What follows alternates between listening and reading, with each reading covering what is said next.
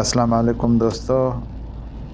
December जो महीनो Malacca में ऐं सॼे मलेशिया में बरसातुनि जो महीनो हूंदो आहे, मानसून जो महीनो हूंदो आहे।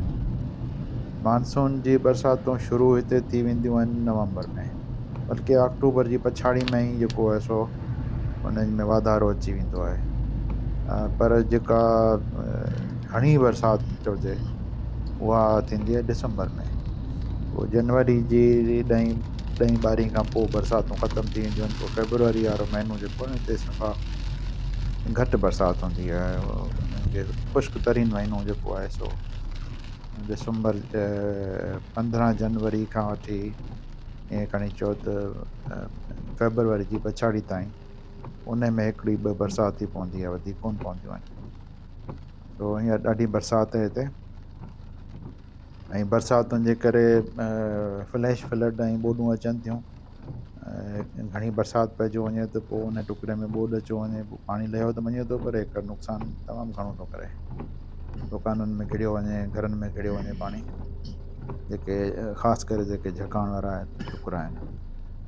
पर हींअर हिकिड़ो वॾो कुझु ॾींहं पहिरीं ॾाढो अफ़सोसनाक वाक़ियो थियो आहे बातंग काली में। उते जेका आहे सा इहा लैंड स्लाइड थी आहे।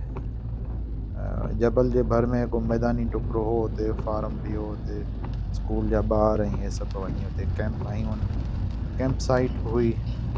तो राति जो सुता पिया, जो मथां जेको आहे जबल जी जेका आहे सा मिटी जेका आहे सा उहा हेठि वेही ज़मीन हेठि वही आई, ऐं सभु माण्हू जेके उते हुआ उहे सभु हुन में दॿिजी विया। अलाए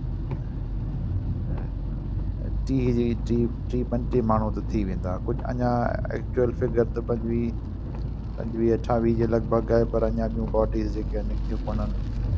ॾाढो नुक़सानु थियो आहे सॼे मलेशिया में जेको आहे सो ॾाढी गिणती पई थिए। हिन में उहो कुता जेके आहिनि, डिटेक्शन डॉग्स जेके आहिनि उहे खणी विया आहिनि, उन्हनि सां करे पिया उनखे कढनि, ॻोल्हियुनि लाशुनि खे। ऐं GPR बि खणी विया आहिनि, इहे ग्राउंड पेनिट्रेटिंग राडार, उहे बि खणी विया आहिनि। उन में बि जेको आहे सो ॾिसनि पिया त इहो छा आहे, वॾो नुक़सानु थियो आहे हिते। हाणे चवनि पिया हिन ते का कानून साज़ी कजे, कैंप साइटूं जेके आहिनि से रेगुलेट कयूं वञनि, सेफ जॻह ते ई हुजे कैंप्स ठाहियूं वञनि। हाणे पब्लिक बि चाहे पई त इन खे रेगुलेट कयो वञे, न त नुक़सानु तमामु घणो थो थिए।